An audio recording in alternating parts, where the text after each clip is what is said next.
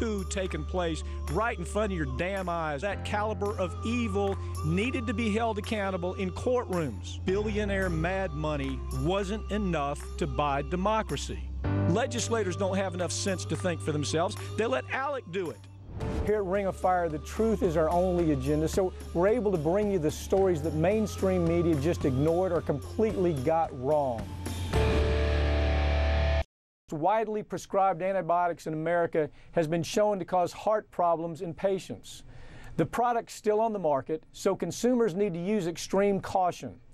I've got attorney Ben Gordon here to talk about the dangers of the Z-Pack. Ben, let's hope the FDA doesn't drop the ball again on this new case. It's the Z-Pack, the dangers of the antibiotic Z-Pack.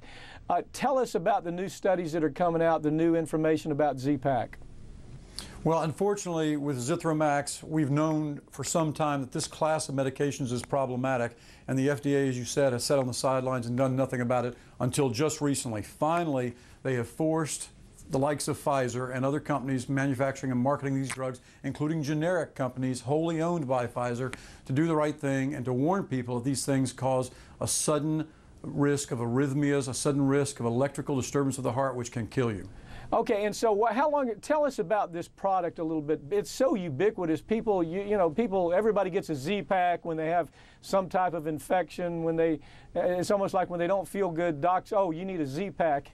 It's basically all over the market, isn't it? It's a catchphrase that it sounds so easy and innocuous that, oh, all you got to do is take a Z-Pack. And that's the way the companies have marketed it. They've said, look, you can take this drug for 5 days. You don't have to take it for weeks. You don't have to take it for 30 days. Well, why is that a good thing?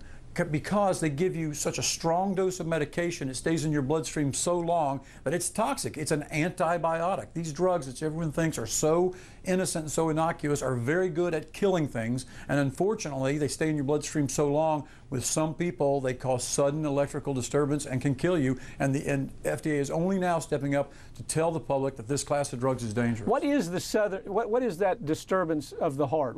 How does it go about actually causing injury or death?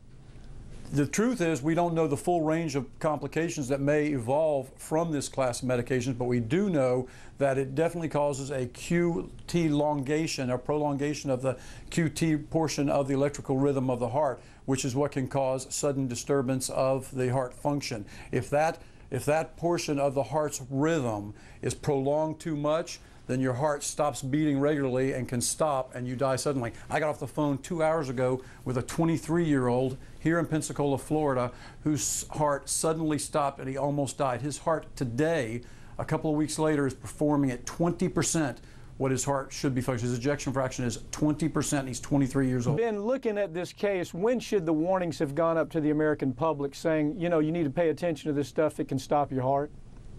Well, we don't know how far back it goes as a truth path. We're going to have to get into Pfizer's files. It's kind of like the Trovan. You remember the Trovan catastrophe that they kept so quiet? I mean, people forget about that. It happened in 1996 in Nigeria. They killed children in Nigeria because they were expendable, because it was Africa, marketing another antibiotic. They didn't know about the dangers of it, so they experimented on African children, killed dozens of children in Africa, and only last year, 2 years ago, did they settle that, kept it quiet and settled it for $75 million. Pfizer has a long history of not playing by the rules. As a matter of fact, the last time I looked in 2009, Pfizer was hit for $2.3 billion to resolve criminal and civil allegations that they were illegally. I mean, just the law was there, black and white. They chose to take the illegal angle on it and promote 4 different kinds of drugs. They also were caught using off-label uses for their drugs. What is off-label use, and why is it a crime to do that? Exactly. It's a huge problem because the drug company wants to get their drugs into the hands of as many people as they can, and they'll get their reps to do whatever they have to do to get those drugs into doctors' hands and into patients' mouths. So they will market a drug for an indication that they haven't even tested, that they have no science on, they have no clinical data, no efficacy to say that that drug is efficacious or is beneficial for that purpose, but they'll give that drug, maybe even a higher dose than what they tested in the studies. They'll give it to these pretty little cheerleaders and these athletes, and they'll get them to peddle it to these doctors, and the doctors are fat, dumb, and happy and don't even suspect a problem because they weren't involved in the clinical trials, and they will give it to these cheerleaders. The cheerleaders will take it into the doctor and say, here, use this for anything you want. We'll give you a list of things you can use it for, even though it hasn't been tested, proven safe, or effective for that indication. Ben, didn't Pfizer, weren't they also held accountable for, I think it was about $105 million fine?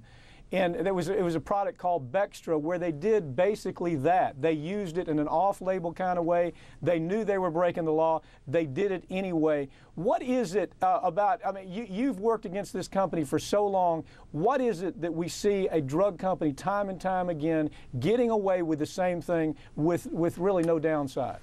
Well, that's what's sad about it, Pap. And you go back farther than anybody in this industry and know all the way back to the asbestos days and the thalidomide days and the exploding gas tank Pinto days. It's a cost of doing business. It's a corporate culture of evilness and a mentality that if we can make more money doing it before they catch us, we'll pay $1 billion criminal fine. We'll pay $100 million in civil fines for a Bextra because you know what? We're going to make $6, $8, $10, $12 billion before anybody catches us. A company that could buy up other companies for $68 billion a couple of years ago. They bought Wyeth, I think it was.